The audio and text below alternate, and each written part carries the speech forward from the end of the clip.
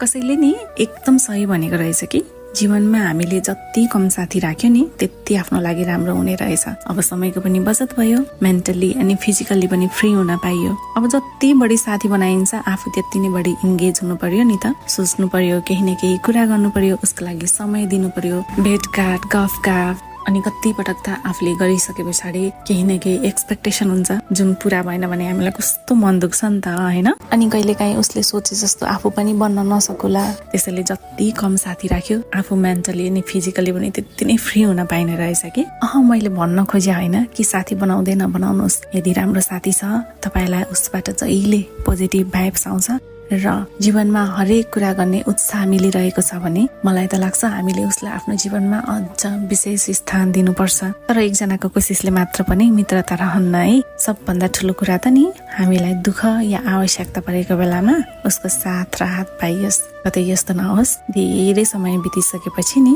हामीलाई अफसोस होस् मित्रता त मैले मात्र निभाएको रहेछु भनेर, या गलत मान्छेमा मैले आफ्नो समय पैसा या अन्य धेरै कुरा खर्चेको रहेछु भनेर। किनकि भनिन्छ बगेको खोला अनि बितेको समय फेरि फर्केर आउन्न रे।